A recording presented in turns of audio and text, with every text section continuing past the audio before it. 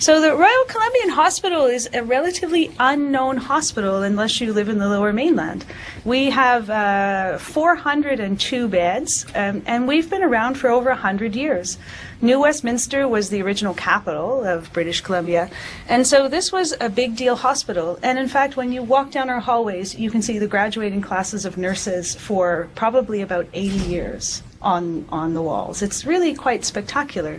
But, and this is us today, what we're actually more known as is the Tim Hortons Hospital that triages their emergency patients in the coffee shop and treats people in the lobbies. Our average daily capacity right now is 106%. And so we're sort of scratching our heads and wondering if we should go to paper hats in the OR to decrease our infection rate. Well, we have people with GI drains up in the hallways sort of, spilling stuff onto the floor. And we wonder why our infection rate is so high. So we are over capacity, but it didn't stop us from actually starting this project that I want to share with you today. This was our patient 0. This is a patient that had, I'm sure you can see, anterior cervical spine fixation. And this is a very common procedure. It's actually becoming more of a day procedure in different centers, but for us, we still keep them for 1 to 2 days. This patient actually had this procedure done about 2.5 years ago now. And as you can see, the prevertebral space is the same size as the vertebra, and that is wrong. It should be 50% or less. And so it's quite swollen. And this gentleman, this was his post-op x-ray, but this gentleman actually was handled in the OR by a very experienced colleague of mine with over 25 years experience who wrote a very detailed note about just how difficult he was to intubate. Fast forward to 3 o'clock in the morning when he starts to feel short of breath, has pain on swallowing for the last couple of hours, and then finally has a respiratory arrest on the ward. The emerge doc, who handles our code blues, tried to intubate him for an hour and a half. Nobody actually looked at the anesthesia records, because unless you're an anesthetist, you don't actually look at the anesthesia records. And we have in-house anesthesia coverage because we do high-risk obstetrics, although no help was sought, even though 3 RTs cued that clinician to ask for help. That's a problem.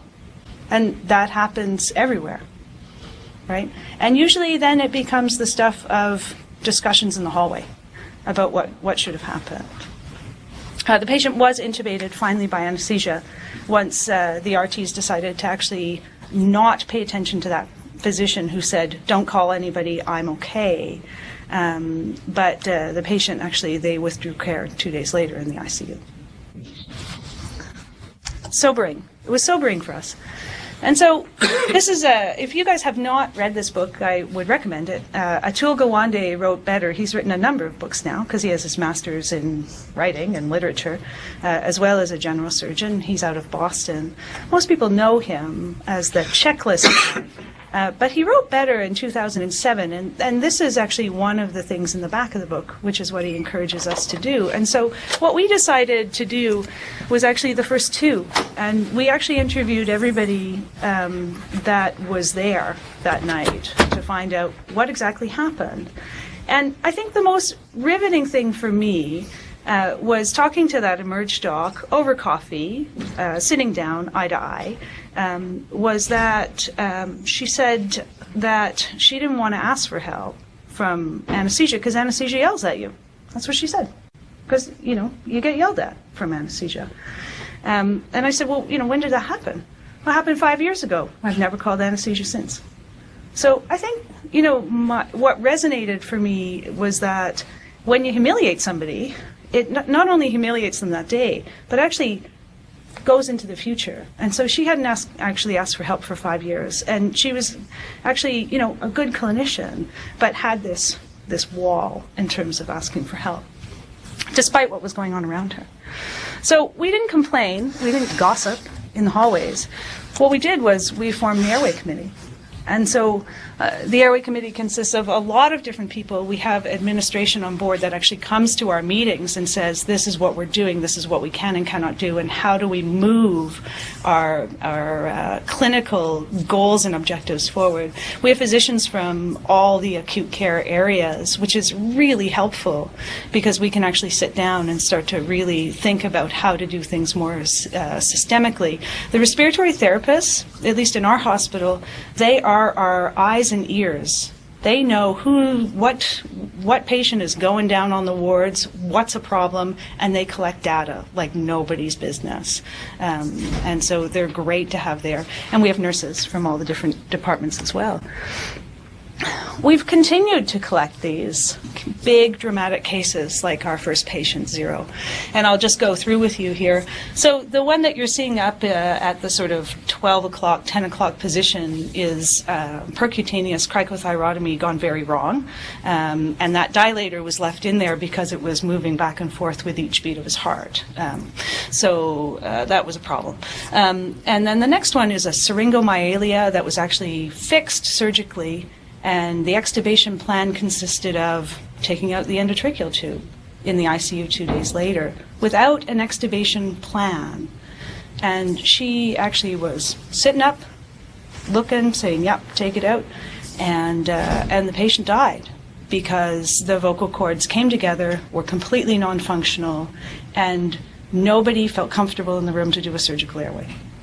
And so they withdrew care on her 2 days later, after surgical airway was done 2 hours later. Sobering. And finally, this patient down at the 6 o'clock position had an airway exchange catheter put in and actually was attached instead of to 2 liters per minute through that airway exchange catheter to 28 liters per minute. Causing massive subcutaneous emphysema, massive pneumoperitoneum, and he actually split his scrotum as a result. Nobody noticed in the room during the code that he was continued to be attached to 28 liters per minute. But I don't think that we're unique. I think that these things happen. We're just trying to record them more systematically. And sometimes out of these big dramatic cases, you can get big wins. And so our big win was with him. And so this is not unusual. The NAP4 study starts with this case that was in Scotland of oxygenation through an airway exchange catheter, resulting in terrible barotrauma and a code and death in a 42-year-old, otherwise well gentleman who was coming in for a broken pinky. So sobering there. Again, in anesthesiology, pneumoscrotum from an airway exchange catheter with oxygen going through it, and that was just last year. So these are cases that are happening all over the world. We actually, Mike and myself and Adam Law out of Halifax published this a couple of years ago, talking about oxygenation through an airway exchange catheter, looking at it a little bit more systematically, and trying to figure out what should and shouldn't be done. And what we recommended is that it should be 2 liters if you absolutely have to through an airway exchange catheter, or less, or not at all, or perhaps oxygenating through a face mask. And this was actually, our recommendation was picked up by the Difficult Airway Society in the UK, and they verbatim took our recommendation and said, in extubation planning, this is what should be happening with an airway exchange catheter. Cook Medical, after our case at RCH, we've had many discussions with them, and Cook Medical has finally agreed internationally to take the Luer lock adapter off the end of the airway exchange catheter and package it separately, and not, as you well know, the airway exchange catheter comes with a Luer lock adapter already attached to it. And talking to the people that were involved in our case at 28 liters per minute, the RT said, well, it just looks like you should put something on it. Like it telegraphs the operator to put something on it. And so we've actually changed that internationally, and you'll see that starting to roll out over the next 6 to 12 months, which is pretty good. But back to all our cases, what we wanted to know was what's our denominator and what's our numerator for complications that don't get reported. Not the big dramatic cases, but all the usual everyday kind of intubations. And so we decided to record that. We decided to count something. And so that's what we did.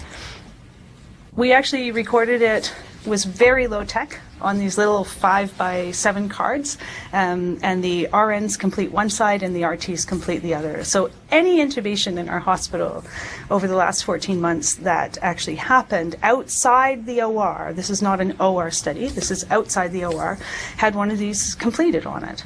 And the RTs were really the movers and the shakers. They recorded everything that they possibly could, because most clinicians actually don't record a complete note, unlike we do in the OR.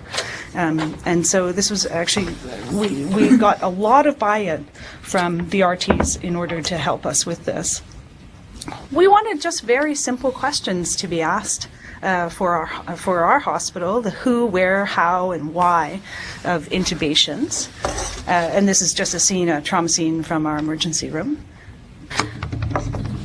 Our complications were pretty straightforward. If you started with a blood pressure over 90 systolic and it got to less than 70 systolic, that was a problem. If you started with an oxygen saturation over 90 and you went to less than 80, that was a problem. And we included esophageal intubation as a severe complication because all we had at the time was colorimic capnography. So yes, no, yellow, purple. And what we wanted was waveform capnography, which is now the recommendation from NAP4 and the recommendation internationally to have waveform capnography. We didn't have it at our hospital, so we wanted to put it in as a severe complication so we could really highlight this.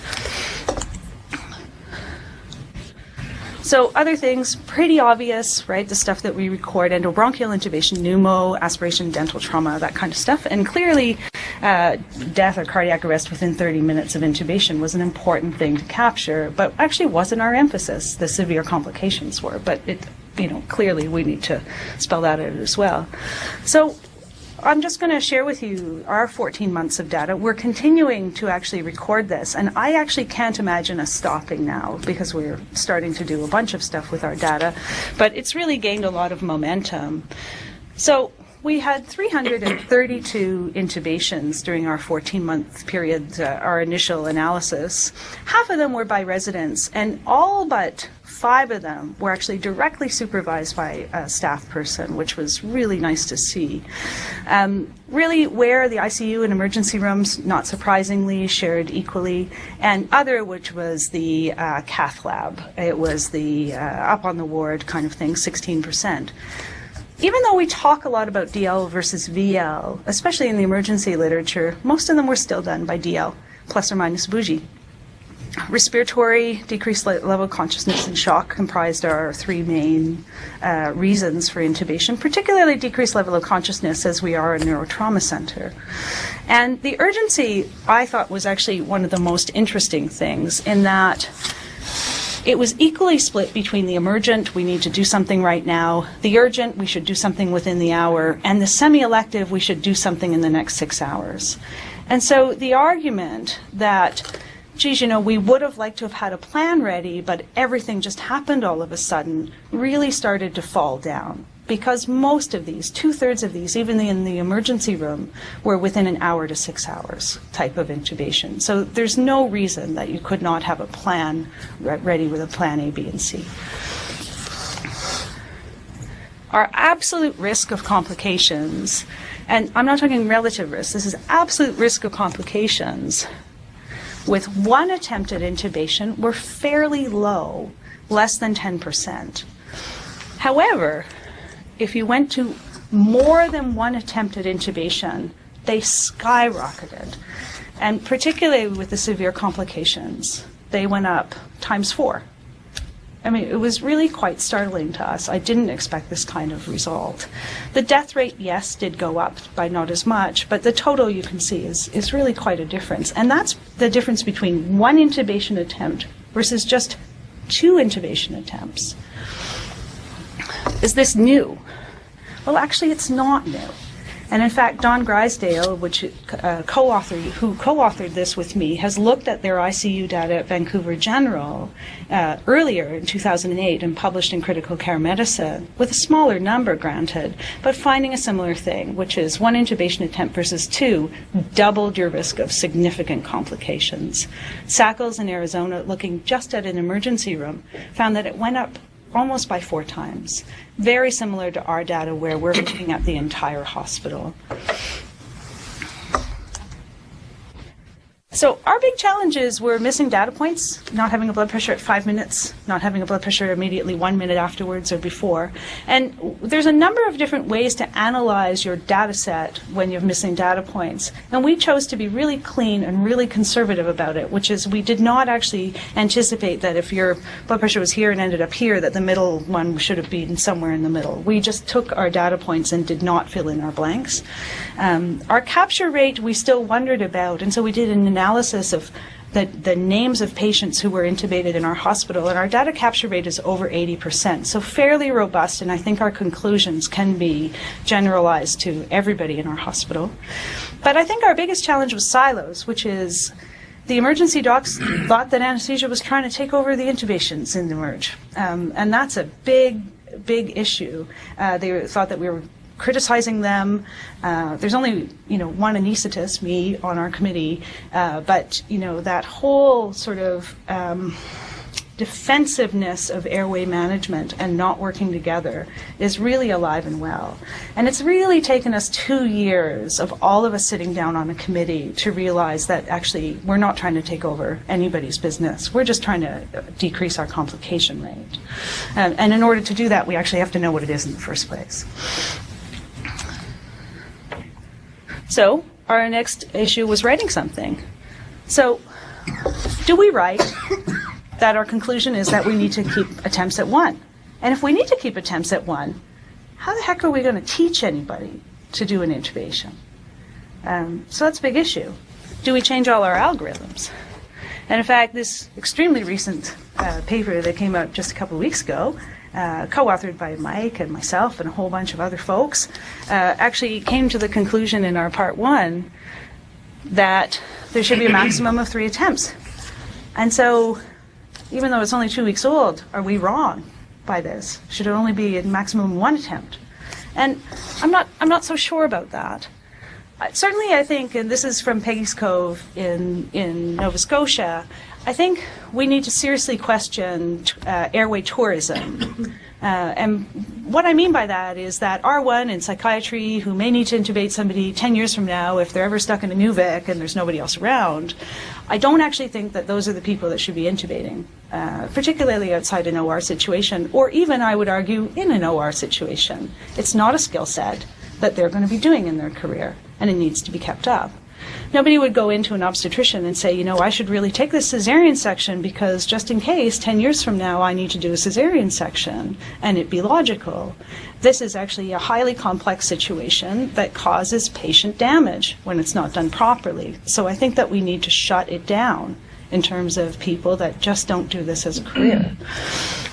Even though it thrills them for the day and it makes us feel good when we allow them to intubate, I think we should really seriously question it. But I don't actually think that the conclusion that we should stick with 1 intubation attempt is necessarily the conclusion to be drawn from it, even though it seems so logical. I think we need to change our paradigm. And this is one of our residents, Aaron Rostis, intubating a patient he's now a staff in Ottawa. But I don't think we should be looking anymore at number of attempts. I think it's an old metric. And the VL versus DL, I'm sick to death of. I don't know what you guys feel about it, but I'm done with it. And I don't think it's an either or. I think it's a both kind of situation. The intubation meds, what you should use for induction, rock versus sucks. After 2 Cochrane reviews, I'm done with it. Or even cricoid pressure. We've been drilling down in the intubation aspect of airway management for so long that I think we actually need to move more horizontally into the preparation. And it's actually the preparation that's going to decrease our complication rate, I think.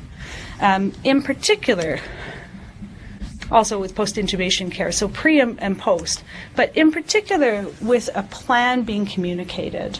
And what we found at the beginning of our study was that 50% of the time that somebody intubated, nothing was said. No plan was communicated. No alternative techniques were described as a plan B. Nothing was actually prepared. And when I was at the Society for Airway Management meeting in September, I don't know, as I get older, I get less and less from conferences, except it's more and more social, and you only remember one or two things. But the one thing I remember was Scott Weingart, an intensivist emerge guy out of the States, said, every time you have to go out of the room for a piece of equipment, you'll increase the morbidity and mortality by 10%. And I think that's true. I think our preparation really, really falls. So a plan that's communicated to all people, and actually we've had an interesting, I think it's a Hawthorne effect as we've been going along in our studies with what people do, which is our now 75% of the time in our hospital, a plan is communicated. And I think it's just the cueing that somebody's saying to you, is there a plan? That people are starting to come up with them, the clinicians that are in charge. And why is a plan so important? Well, a plan is important, and you need to actually say it out loud and not just in your mind's eye, because everybody has a plan until they get punched in the mouth. And so unless you actually communicate a plan, everything starts to fall down. And so what we're actually rolling out in January is pre-printed orders, which is kind of a checklist. You can call it a checklist or pre-printed orders. But the things that a clinician should not be focusing their brain on are going to be done automatically. A fluid bolus of 500 cc's, positioning properly for intubation, pre-oxygenation, of which 25% of our patients were not getting adequately when we first started this study.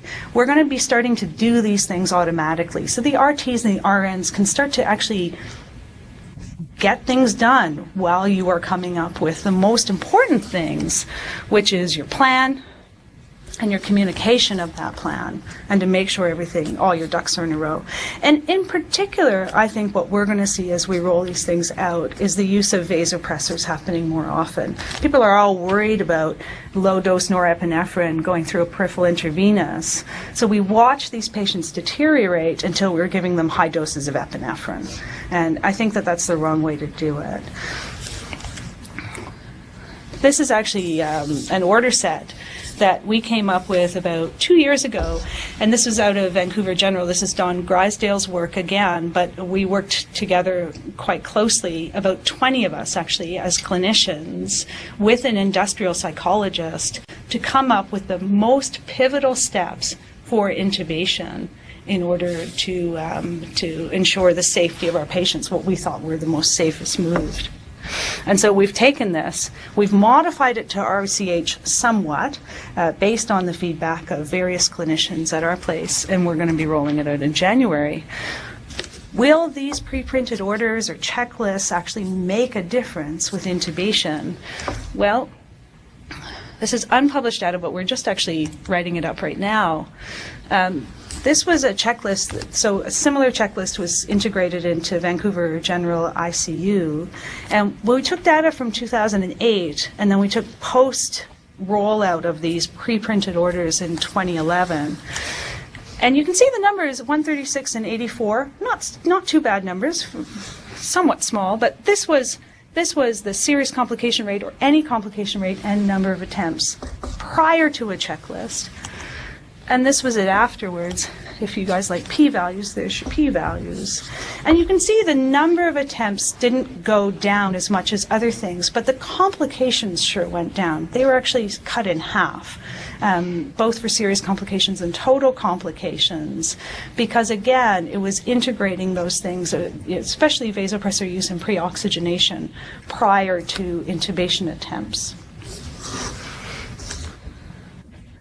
So, as a final slide, I think having your own data is very powerful. We now have waveform capnography because we could say we had this many esophageal intubations and we had 2 codes as a result of esophageal intubations. To actually capture that was very powerful. Our complication rates were actually higher than we had anticipated, and that was also very powerful to now roll out these pre-printed orders because people now recognize that we have a problem. But what I think ultimately you need is actually a good working group that actually trusts one another, that we're not trying to take over your territory, and we're not trying to criticize, but we actually need to work together to make this better. And these are two RT colleagues of mine, and they're showing our difficult airway banding. This was the very first thing we did after that patient zero, was we actually rolled out a difficult airway banding system with documentation of a difficult airway for our patients, because we needed to start capturing these in a very visual way in order to communicate better across the fields. But we do have people and the motivation to change our system, and I hope that in a year from now we can show you what our data shows after we roll out some pre-printed orders to see if we can decrease these complications. And that's just a little West Coast moment. That's me at my yoga class. And if there's any questions, I'd like to thank you for inviting me to speak. I'm really excited about what we're doing at RCH, and I think it actually can be done at any center, and I think it can easily be done when you find the right people to work together. Very good.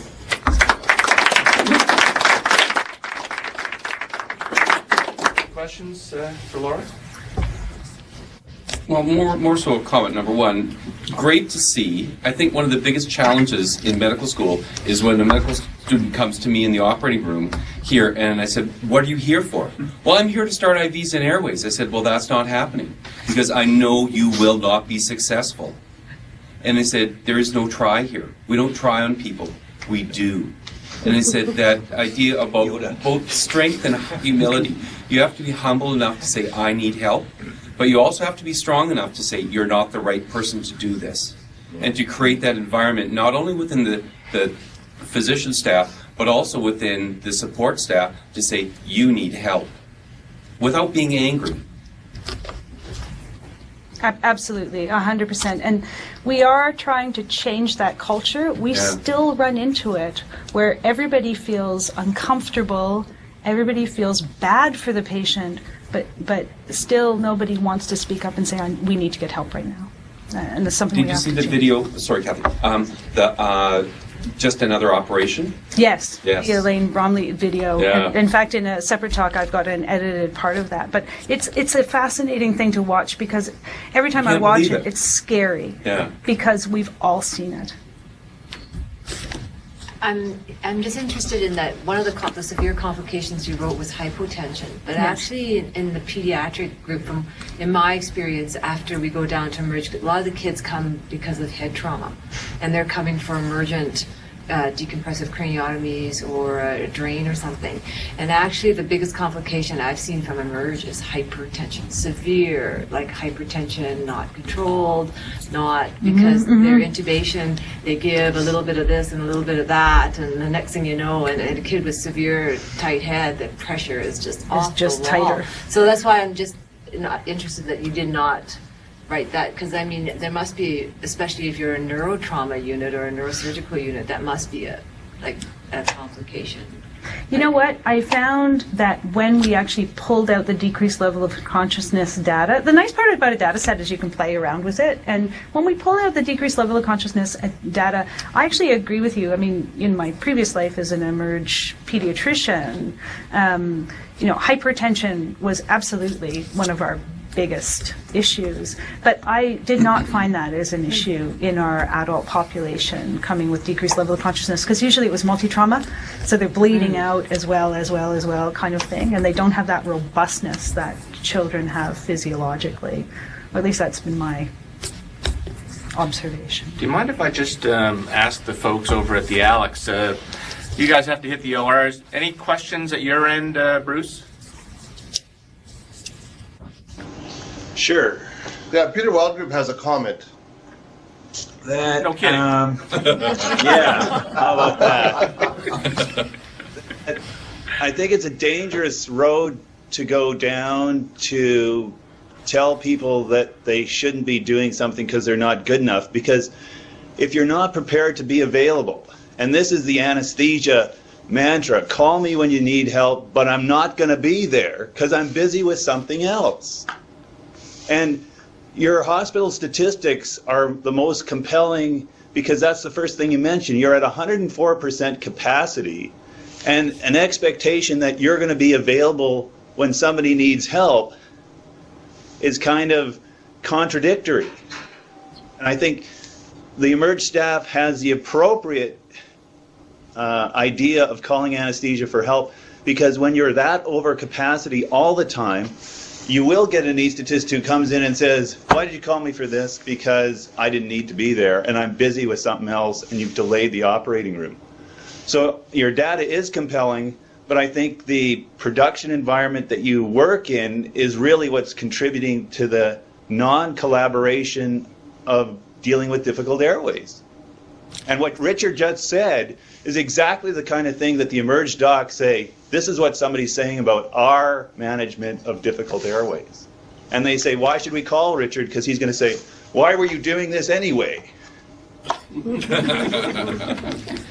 I think you bring up an excellent point, which is those relationships. And what we've chosen to do is actually break them down just one at a time.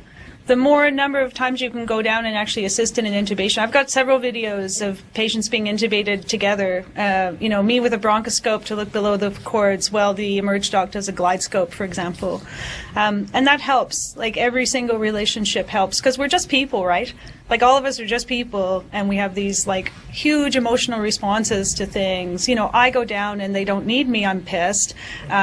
I go down and they do need me, but they should have called me 20 minutes ago, I'm pissed. Most of the time I'm pissed. So, you just have to get over yourself and start to work a little bit more as a team. And this is where residency comes in. Like, we had a big problem at the UBC level with our residents not going to codes. We don't, unlike you guys, we don't go to trauma codes. We don't go to code blues. How are we supposed to be staff people in other hospitals being called upon to do these airways and to help manage very unstable patients without having that experience? And so at RCH, and Rich knows this quite well as well because he was running the residents for the last year, we don't have total coverage, which is why we don't have anesthesia residents, at least at our hospital, on, as outreach to emerge and to codes. But they would immediately be freed up from the ORs if that was the case. But you can't just say to somebody, geez, we got an anesthesia resident Tuesdays and Thursdays. It has to be, as you say, a robust response system. And fortunately, we do have a fairly robust response system. It's just people don't want to go to the emerge. So that's been the issue. And so we're still working on it. How do we play well in the sandbox together and consistently? We're still working on that, but it's actually becoming successful. I wish we had residents every night at our hospital, and that's our next goal. Pete Brinley had a question, I think. Laura, Thanks, Peter. one of the best talks I've heard in a long, long time. It was excellent. Oh, thank you. Using those rules for asking questions, unscripted questions and what have you, if I may, at the same point that we've got to write stuff down, how do we get around the sort of, when a patient comes to the ICU, one of our standard jokes that we ought to get rid of is to turn to the resident and say, do you enjoy reading fiction? Here's the anesthetic record. In terms of collecting data, because it's, I'm just trying to be unscripted. This data really matters, the hypotension, the hypertension, but the data that we get often is aspirational more than actual. 100%, absolutely. Which is why the written record in anesthesia, I think, is actually, over the next 5 or 10 years, it's meeting its death. I mean, it's a ridiculous piece. It's a ridiculous piece of paper, and you can't really collect data retrospectively on anesthesia records. Even though it makes for great resident studies because it's easily done, it actually is just propagation of fiction.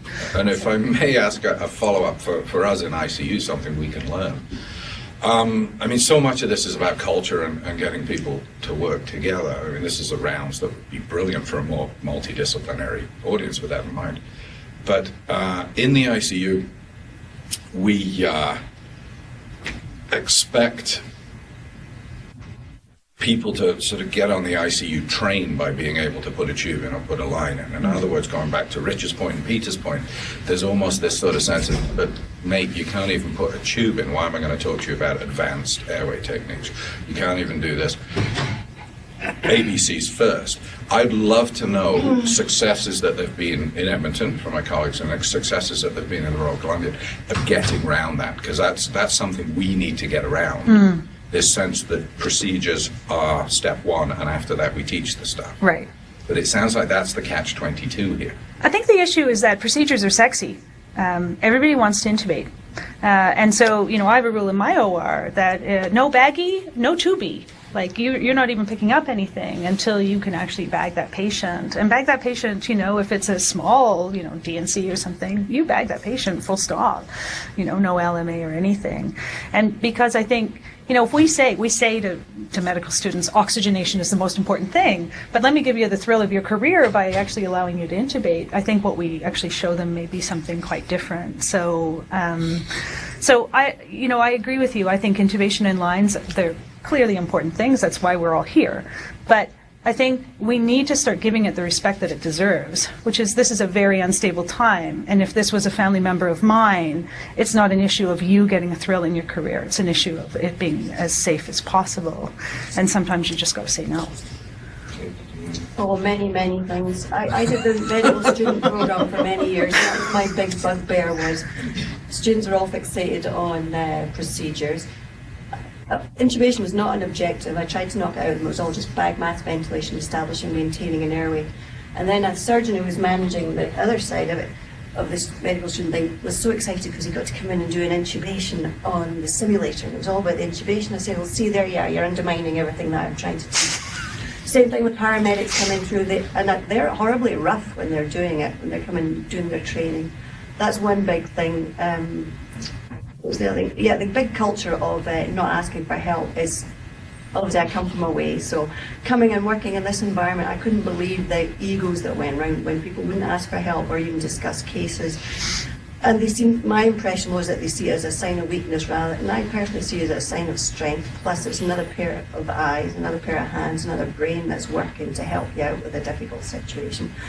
And if you seriously think that our anesthetic record is orthopedic now, I'm not handing over to physicians anymore because I was trying to improve relationships there, and I'm just going to go, there you go. Given that this is not about ego, Kate, I said that as a comment. You were here in the ICU, not one that's leveled at your anesthetic. Okay, there's another side step. Why in the ICU do you change at lines when they come back? Can we get back to the lines question? Aaron's Wayne has an airway question. All right. Just a comment inspired by two things in your talk. First of all, that first anecdote that you had about the intubation taking an hour and a half with a detailed record, and secondly, that those armbands. I think these records need to be readily available. I find that I think due to our universal obsession with tidying things away, especially out of hours, weekends and nighttime, patients who maybe have been readmitted after they've been in hospital for or a couple of weeks ago, or patients who've been in hospital for a long time, we find the chart is being thinned out. The anesthesia record is at disposal. Gone. Yep. So it's all very well, taking the time out to keep a detailed record, but it's got to be readily available. Yep. So how we've dealt with that, now this has taken us 2 years, my friend, 2 years to actually make sure that this sheet, so we actually went through 4 iterations of how to document a difficult airway. The banding, blue is actually trying to be the international sign of difficult airway. Now some of these people, they're going to end up with so many bands. I'm allergic to avocado, and I've got a difficult airway, and I've got OSA. They're going to look like they're at a pride parade by the time they're done. When they're in hospital. It's just when they're in hospital, but we actually give them a medical alert form now to fill out, because medical alert has now got a separate area for difficult airway. And so again, that's voluntary. Now I have a picture, I didn't include it here, of a guy who 20 years ago was given a small card by his anesthetist saying, I'm a difficult airway and this is why. He's an accountant, right? He comes in and I'm doing a day procedure on him 6 months ago and he shows it to me. He said, I've been keeping this in my wallet for the last 20 years. That's a very unique specimen. That would be that detailed about it. But I think the documentation and communication is very important, and we've got a one-sheet Rich knows this well, but we've got a one-sheeter that goes on the front of the chart. And what we were told by clinicians after our 4 iterations, what do you want, was we don't want tick boxes. We want free text. We want, this is what I tried and it didn't work. This is what worked. This is what I would recommend for next time. These are the real issues that are going on. And we actually pull those sheets, we photocopy them, and we look at them to see, what's going on with each patient.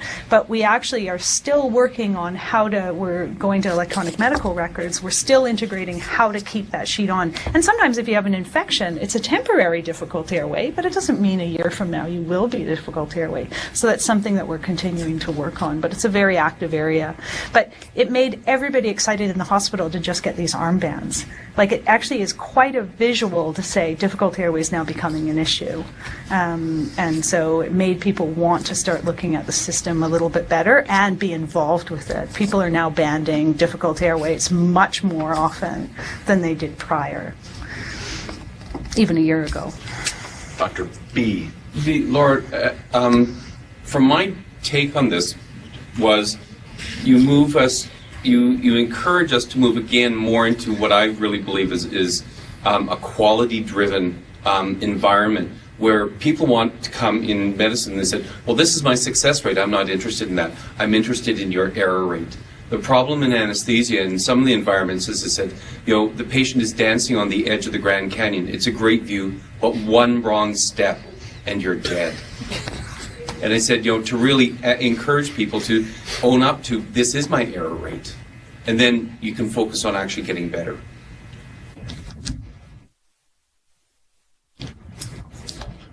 Very powerful data on requiring more than one intubation attempt. I'm sure this isn't an original question, but have you been able to tease apart? I mean, obviously, it's bad if you can't get the tube in the first time. Yeah. It may be patient factors, it may be operational factors. Have you been able to tease causation and association apart?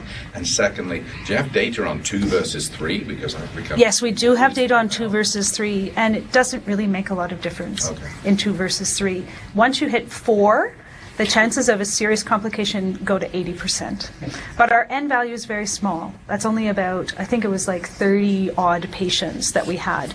The other interesting thing is we actually took total time of intubation, and most emergency docs, when I've spoken to them, estimate that their time is actually less than a minute. Usually 20 seconds seems to be the sort of number that's bandied around, and our actually average rate, so our mean rate of intubation time is 4.5 minutes. So again, we're looking at intubation times that are probably longer versus anesthesia. So time is also a factor as opposed to number of attempts, but number of attempts is an easy metric and it's an understandable language between specialties. But yes, no, intubation attempts does make a difference, but it makes no difference between 2 versus 3 attempts. It's fascinating, actually.